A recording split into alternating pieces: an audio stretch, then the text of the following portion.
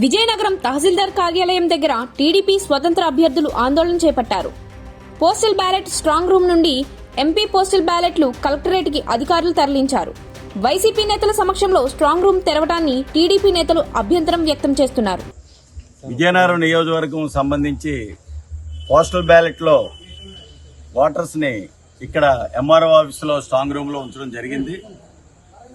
పై ఊర్ల నుంచి ఇక్కడికి వేసిన ఓటర్స్ అందరినీ కూడా ఓటు అంతా కూడా బైఫ్రికేషన్ చేయడానికి, ఎంపీకి ఎమ్మెల్యేకి బైఫ్రికేషన్ చేయడానికి, ఈ స్ట్రాంగ్ రూమ్ ఓపెన్ చేయడానికి, ఎంఆర్ఓ ఆఫీస్ నుంచి స్ట్రాంగ్ రూమ్ ఓపెన్ చేయడానికి ఆయన పారదర్శకతగా అన్ని పార్టీలను కూడా పిలిచి చేయవలసిన బాధ్యత ఇక్కడ ఆఫీసర్స్కి ఉంది. కానీ మాకైతే మాత్రం తెలుగుదేశం పార్టీ, మేము అపోజిషన్లో ఉన్న పార్టీలో మేజర్గా ఉన్నాం.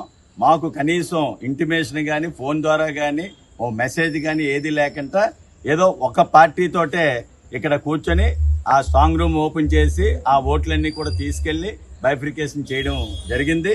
దాన్ని మేము తీవ్రంగా ఖండిస్తున్నాం. వెంటనే ఆర్ఓ గారికి కూడా మేము ఇమ్మీడియట్లీగా చెప్పడం జరిగింది.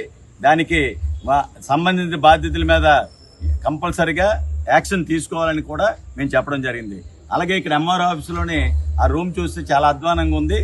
కనీసం ఒక గడి లేదు, కిటికీలకి అసలు చాలా ఇబ్బందికరంగా ఉంది. ఇలా ముట్టుకుంటే వెళ్ళిపోయే పరిస్థితిలో ఉంది.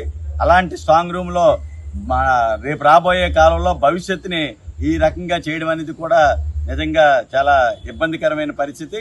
దాని మీద కూడా మేము ఇమ్మీడియట్లీగా ఈ రోజు రాత్రికి, రేపు ఉదయం లోపుగా అవన్నీ కూడా కిటికీలన్నీ మూసి గోడ కట్టించాలి.